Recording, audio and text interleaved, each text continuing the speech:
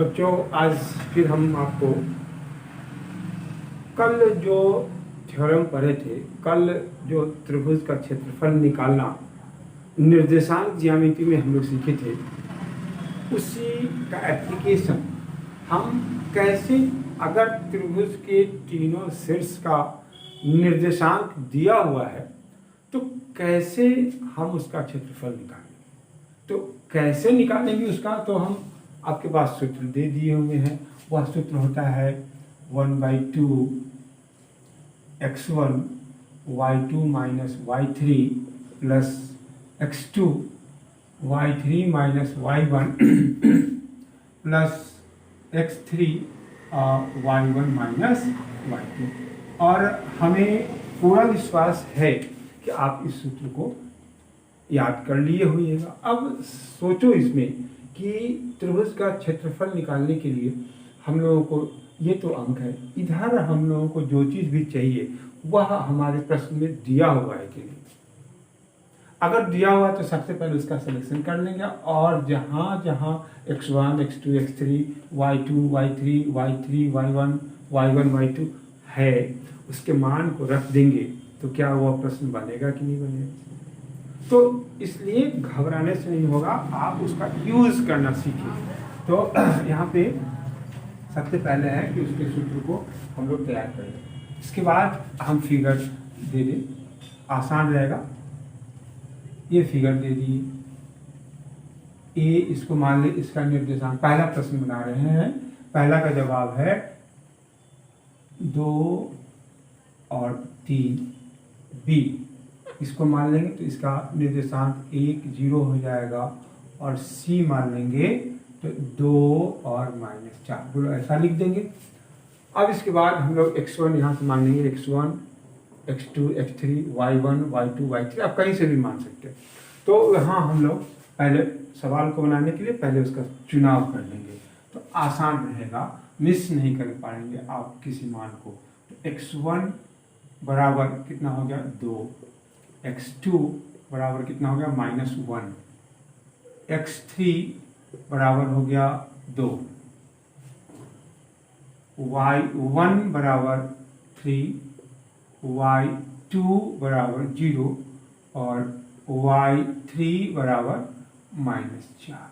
अब हमारे पास उस सवाल के अंदर जो चीज़ भी था पूरा आ चुका है, उसका सिर्फ उस जगह उसके मान को रख के सरल कर देंगे, आपका क्षेत्रफल आ जाएगा। यहाँ लिखेंगे, इसलिए AR त्रिभुज ABC सूत्र लिखेंगे 1/2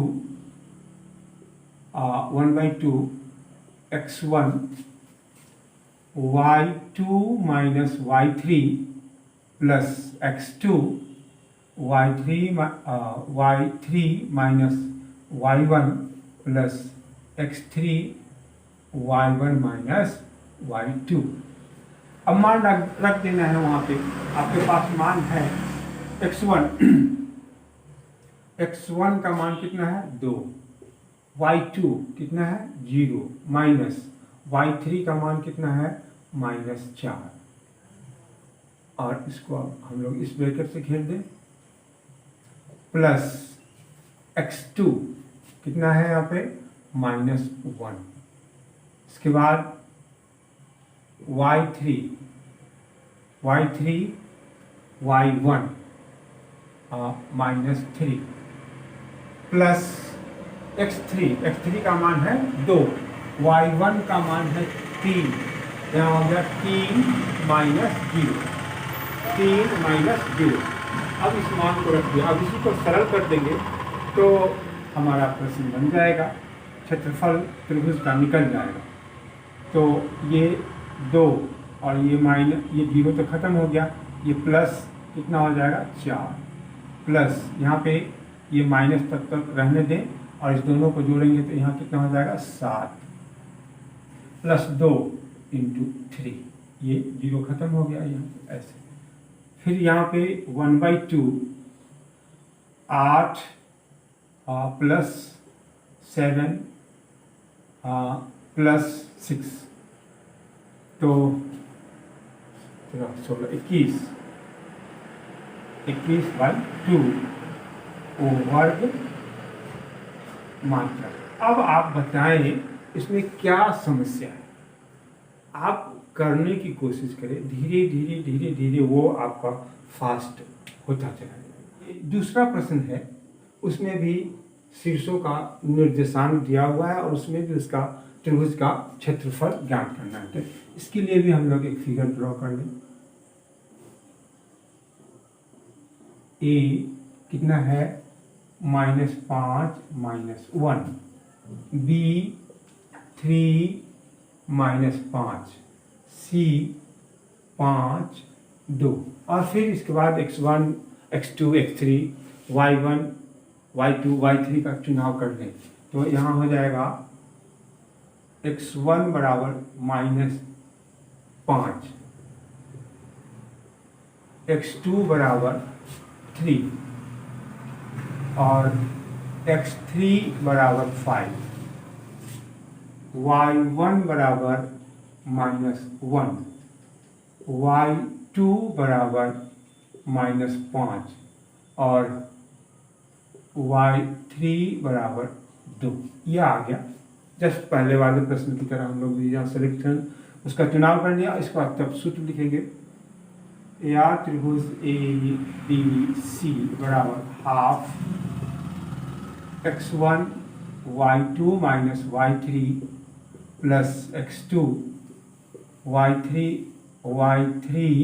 minus y1 plus x3 y1 minus y2 मान रख दिए।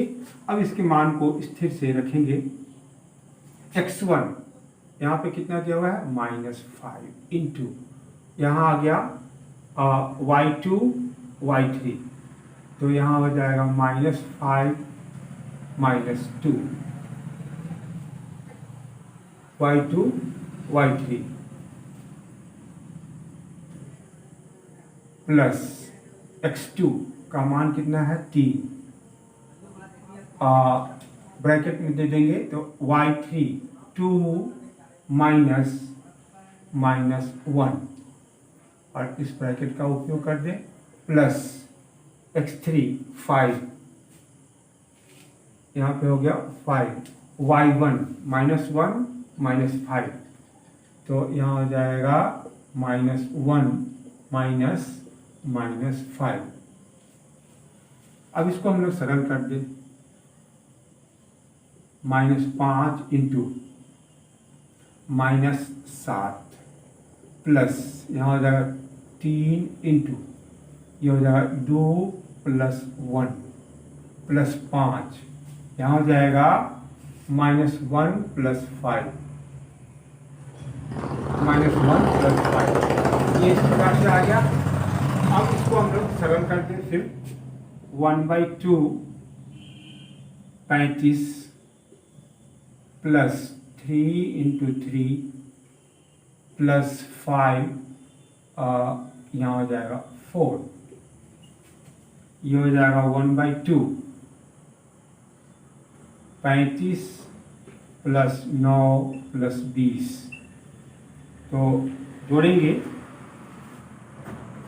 तो ये हो जाएगा 1/2 इंटू 9 5 14 3 2 5 6, इससे कट जाएगा, कितना हो जाएगा 32, ये हो जाएगा 32 वर्ग मात्रक। ये हमारा इसका जवाब हो गया। तो इस प्रश्न में और इस प्रश्न में इसी प्रकार से अनेकों प्रश्न होगा, आप बनाएंगे तो स्थिर से मान रखेंगे, सरल करेंगे तो आपका मान ये 32 है यहाँ पे। तो इस प्रकार से हम लोग त्रिभुज का क्षेत्रफल निकालना सीख लिए। अब एनसीईआरटी का दूसरा क्वेश्चन देखें, वो इस प्रकार से है।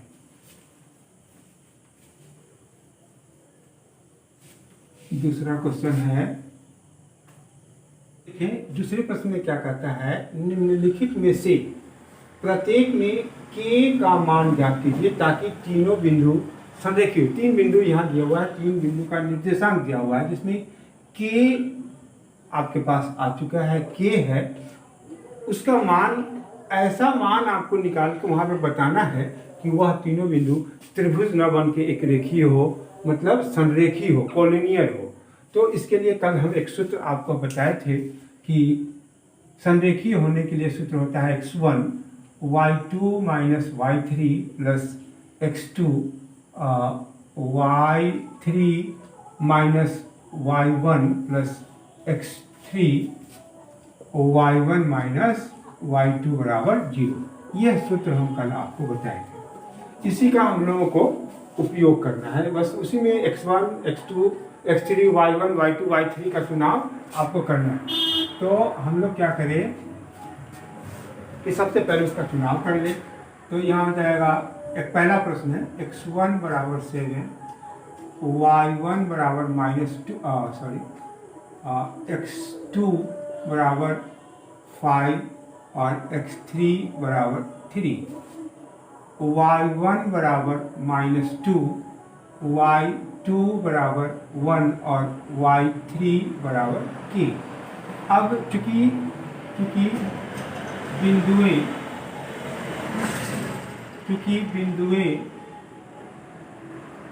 संरेखी है, इसलिए x1 y2 minus y3 plus x2 y3 minus y1 plus x3 y1 minus y2 बराबर 0। ये हमारा सूत्र हो गया। अब इसमें से मान हम वहाँ पे रख के सरल करेंगे। तो ध्यान देंगे, स्थिर से मान रखेंगे, वह होगा यहाँ पे कितना हो जाएगा 7 y2 1 minus k plus x2 5 y3 k minus 2 plus x3 का मान कितना दिया हुआ है 3 y1 -2 -1 बराबर 0। अब ये लीनियर इक्वेशन हो गया, इसी में से k का मान निकाल देंगे। तो ये हो जाएगा 7 minus 7k plus 5k plus 2 plus 3 -3 बराबर 0। ये आप उस आवाज़ की तरफ ध्यान नहीं देंगे, रोड के नज़दीक है इसलिए थोड़ा सा समस्या तो है। तो इसका भी समाधान आप स्थिर से यहाँ पे कंसंट्रेट होकर सुने तो आपको समझ में आ जाएगा। यहाँ पे हो जाएगा 7 minus 7k plus 5k plus 10 minus 9 बराबर 0। यहाँ हो जाएगा 7, यहाँ 7 और यहाँ हो जाएगा -2k और यहाँ हो जाएगा +1 बराबर 0। यहाँ 8 माइनस 2k बराबर 0, तो फिर ये हो जाएगा -2k बराबर -8, तो k बराबर हो जाएगा -8 बटे -2, ये कितना हो जाएगा 4। अब इस 4 का 4 अगर वहाँ पे आप रखेंगे तो वह त्रिभुज न बन के एक रेखा में आ जाएगा। उसी प्रकार से, ठीक इसी प्रकार से हम दूसरा प्रश्न को भी बनाने की कोशिश करते हैं, उसको भी देखें। तो सबसे पहले हम लोग x1 बराबर 8, x2 बराबर k, x3 बराबर कितना है 2, ये 2, y1 बराबर 1, y2 बराबर -4 और y3 बराबर -5। मान को ठीक देते x1 x2 x3 y1 y2 y3 मान आ गया। अब फिर वही बात लिखेंगे, ये बिंदुएं संरेखीय, कंडीशन दिया हुआ है यहाँ पे संरेखीय होने के लिए। तो यहाँ लिखेंगे चूंकि बिंदुएं संरेखीय है, इसीलिए x1 y2 minus y3 plus x2 y3 minus y1 plus x3 y1 minus y2 बराबर 0। अब मान डाल देना है, सब मान आपके पास रखा हुआ है, स्थिर से सिर्फ मान रखना पड़ेगा।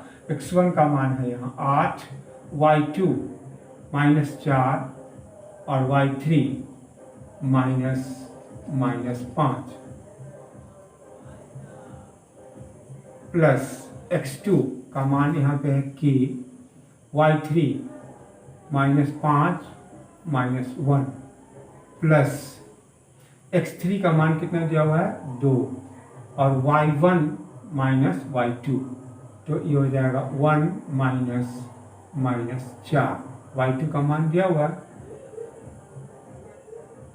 और ये किसके बराबर हो जाएगा 0 के बराबर हो जाएगा। अब इसको हम लोग सरल कर लें तो 8 -4 + 5 plus k into -6 plus 2 bracket 1 + 4 बराबर 0। अब फिर इसको सरल करें, 8 इंटू 1, 8 इंटू 1 प्लस प्लस नहीं होगा, यहाँ गुना हो जाएगा तो -6k और यहाँ हो जाएगा +2 इंटू 5 बराबर 0। फिर ये हो जाएगा आपको 8 -6k प्लस 10, 5 गुना 10 बराबर 0, 18। ये कितना हो गया -6k प्लस 18 बराबर 0। ये हो जाएगा -6k -18 बराबर -18 और यहाँ पे क्या हो जाएगा k बराबर -18 बटे -6, तो यहाँ पे कितना हो जाएगा 3, तो k का मान कितना निकला 3। ये आपका जवाब हो गया। तो 3 मान रखने पर वो रेखाएं दूसरे प्रश्न के लिए वो संरेखी हो जाए। अब इसमें भी कोई समस्या नहीं होनी चाहिए। अब एक तीसरा प्रश्न हम आपको बताने जा रहे हैं, देखिए, और बहुत ही आसान है, सिर्फ सूत्र हमारे पास होना चाहिए। वो तीसरा प्रश्न देखिए, इसमें है शीर्षों 0 -1 2 1 और 0 3 वाले त्रिभुज की भुजाओं के मध्य बिंदुओं से बनने वाले त्रिभुज का क्षेत्रफल ज्ञात कीजिए। पहले इस भाग को हम लोग देखिए, ये कहता क्या है। जैसे एक ये त्रिभुज हो गया आपका, और ये A मान ले, ये B मान ले और C मान ले। A का निर्देशांक हम लोग मान ले 0 -1, B का निर्देशांक 2 1 और C का निर्देशांक हो गया 0 3। ये त्रिभुज हो गया। अब यहाँ पे जो बात लिखा हुआ है मध्य बिंदुओं, इसकी भुजाओं के मध्य बिंदुओं, तो मान लें कि इसका मध्य बिंदु यहाँ हो गया, इसका नाम दे दे P, यहाँ पे ये Q और इसका मध्य बिंदु हो गया R। अब इसको भुजाओं के मध्य बिंदु से बनने वाले त्रिभुज का क्षेत्रफल, अब इसके मध्य बिंदु को हम सेलेक्ट चुन के और इसको हम लोग इस प्रकार से मिला देंगे तो एक दूसरा त्रिभुज आपका बन जाएगा। एक दूसरा त्रिभुज बन गया। अब कहता है इस त्रिभुज का क्षेत्रफल ज्ञात करें। तो समस्या यहाँ है कि इस त्रिभुज का क्षेत्रफल तो निकाला जा सकता है, लेकिन ध्यान दें, लेकिन उस त्रिभुज के PQR त्रिभुज के शीर्षों के निर्देशांक मेरे पास नहीं है। तो सबसे पहले काम क्या करना पड़ेगा कि PQR का निर्देशांक निकालना पड़ेगा। तो वो एक काम मेरा खत्म, निर्देशांक निकाल के और तब फिर उसका हम लोग क्षेत्रफल ज्ञात कर लेंगे, यहाँ उसका क्षेत्रफल ज्ञात कर लेंगे। फिर उसके बाद क्या कहता है, इस क्षेत्र मतलब PQR का जो क्षेत्रफल आया पूरे त्रिभुज के क्षेत्रफल के साथ अनुपात, इसका मतलब पूरे त्रिभुज का भी क्षेत्रफल ज्ञात करना पड़ेगा। तो वो सेकेंड फेज में हम लोग करेंगे। तो पहले इसका PQR, तो यहाँ लिखेंगे माना त्रिभुज ABC की भुजाओं, त्रिभुज ABC की भुजाओं AB BC और BC और AC का मध्य बिंदु क्रमशः P Q और R है। तो P Q R है तो और उसको मिला देंगे तो त्रिभुज बन जाएगा। तो अब इतना बात लिख देते तो त्रिभुज बन गया। अब P का निर्देशांक हमको चाहिए, इसलिए P का निर्देशांक अब ये निकलेगा कैसे? P का निर्देशांक निकालने के लिए अब ध्यान देंगे मध्य बिंदु, जो किसी भी रेखा का अगर मध्य बिंदु है तो उसके लिए एक अलग सूत्र आपके पास होगा, x1 plus x2/2 y1 plus y2/2। ये एक और एक के रेशियो में, तो m और n यहाँ पे नहीं रहेगा, तो x1 plus x2/2 y1 plus y2/2। तो इसका निर्देशांक उसी प्रकार से इसका निर्देशांक और फिर इसका भी निर्देशांक निकाल लेंगे। तो यहाँ होगा P का x1, इसमें सूत्र लिख देते हैं x1 plus x2/2 y1 plus y2/2। और यहाँ x1 का मान क्या होगा? 0 2, तो 0 प्लस 2/2 और y1 -1 प्लस 1/2। तो ये हो जाएगा, ये कट जाएगा तो 1 और ये हो जाएगा 0। तो इसका निर्देशांक हमारे पास आ गया, P का निर्देशांक आ गया 1 और 0। यह आ गया। अब Q का निकालना उसी प्रकार से पुनः